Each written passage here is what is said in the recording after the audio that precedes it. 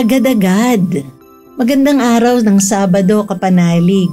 Nasa huling araw na po tayo ng Nobyembre at ipinagdiriwang po natin ngayon ang kapistahan ni San Andres Apostol.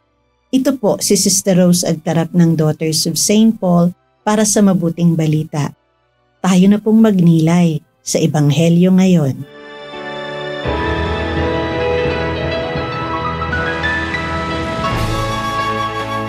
Sa paglalakad ni Jesus sa pampang ng lawa ng Galilea, nakita niya ang magkapatid na Simon na tinawag na Pedro at Andres na naghahagis ng mga lambat dahil mga mangingisda sila.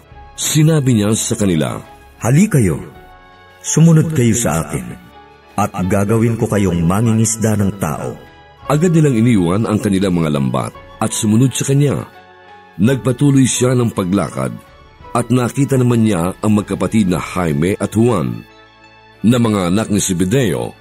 Nasa bangka sila kasama ng kanilang amang si Zebedeo at nagsusursi ng kanilang lambat. Tinawag sila ni Jesus.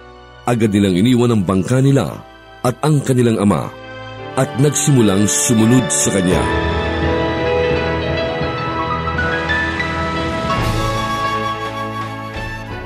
Agad-agad, ganito tumugon sina Pedro, Andres, Santiago at Juan sa paanyaya ni Jesus na sumunod sa kanya. Hindi sila tumigil at nag-iisip ng, paano ang aking pamilya, ang aking lambat, ang aking kinabukasan? Hindi pa nila lubos na kilala si Jesus noon. Hindi pa nila narinig ang kanyang mga pangaral, ni nasaksihan ang mga himalang ginawa niya.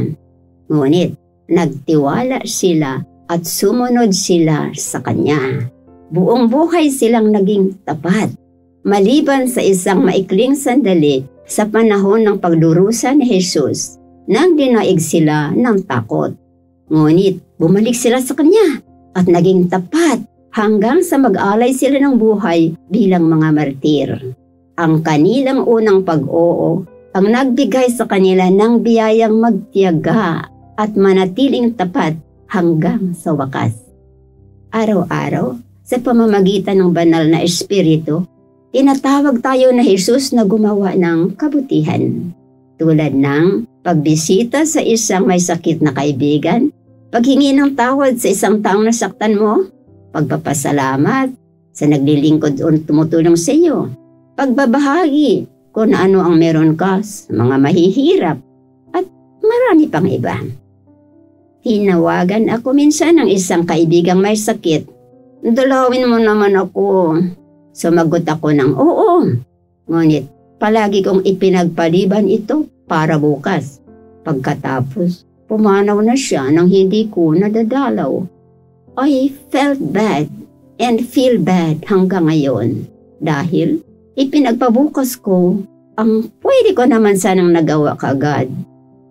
Tinuturuan ako ni na Pedro, Andres, Santiago at Juan sa mabuting balita ngayon. Kapag tumawag ang Diyos, kailangan tumugon agad-agad. Huwag mo nang hintayin ang bukas dahil baka hindi na dumating ang bukas. Sabi ng isang tula, hindi ang bagay na ginawa mo, kundi ang bagay na hindi mo nagawa ang magbibigay ng kirot sa iyong puso sa paglubog ng araw. Manalangin tayo. Panginoong Jesus, bigyan mo kami ng lakas ng loob na tumugon ng agad-agad kapag ikaw ay tumawag. Amen. Mga kapanalig, maraming salamat po sa inyong patuloy na suporta sa aming misyon. Subscribe, like, and follow Paulines sa aming social media accounts.